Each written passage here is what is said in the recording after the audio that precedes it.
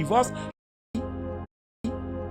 au lieu de diable va te pousser au divorce, il va commencer à te montrer les défauts de ton mari ou de ta femme. Au lieu de méditer le côté positif de ton mari, tu vas commencer à méditer le côté négatif. Plus tu médites le négatif, plus tu te sens mal.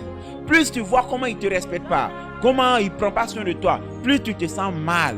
Et à un moment, cette amertume, cette douleur que tu ressens dans ton cœur va te pousser à prendre une décision.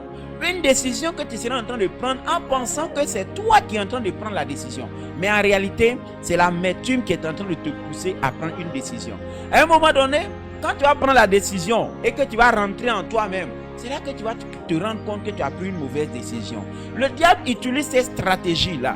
C'est pourquoi le Seigneur vient pour briser dans notre esprit les forteresses du diable. Les mauvaises pensées, les mauvaises méditations, les pensées que le diable éjecte dans le cœur. Et du coup, tu commences à avoir des pensées négatives dans ton cœur.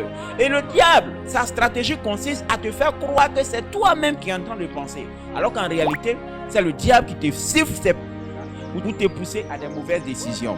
Quand tu veux savoir, est-ce que la pensée qui est dans mon esprit vient vraiment de Dieu? Regarde le sentiment que cette pensée te donne.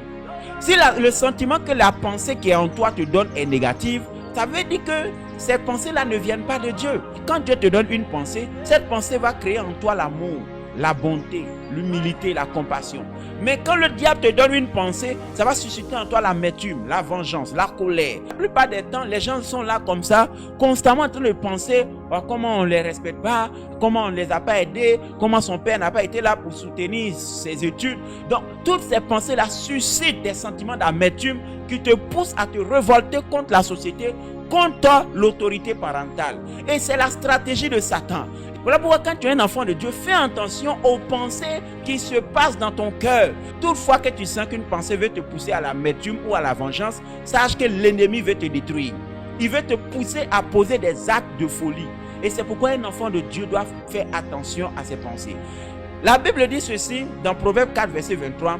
Veille sur ton cœur plus que toute autre chose, car de ce cœur-là deviennent les sources de la vie. Oh mon bien-aimé, fais attention, veille sur ton cœur. La parole de Dieu dit, prenez par-dessus tous les armes spirituelles le bouclier de la foi, avec lequel vous pourrez éteindre les traits enflammés du malin. Quand tu as le bouclier de la foi, c'est la foi ferme dans la parole de Dieu. Toutefois que le diable t'envoie une pensée négative, la parole de Dieu vient automatiquement pour contre-attaquer cette pensée-là. Quand le diable sera en train de te dire que ta femme ne t'aime pas, ton mari ne t'aime pas, la parole de Dieu en toi va dire, ce n'est pas l'attitude de mon mari vis-à-vis de moi qui est le problème, mais c'est mon attitude vis-à-vis de lui qui fait la différence. Il peut être soulard, mais je ne suis pas obligé de le mépriser. Il peut être infidèle, mais je ne suis pas obligé de me comporter mal. Moi, je vais respecter mon engagement parce que la Bible dit, je dois être soumis. La Bible dit, je dois aimer ma femme. Et c'est comme cela, un enfant de Dieu regarde. Tu ne vas pas juger par rapport à ce qu'on te fait, mais tu vas juger par rapport à ce que toi tu fais. C'est très important. Que le Seigneur Jésus te permette de comprendre ce message. Que le Seigneur te donne de veiller sur ton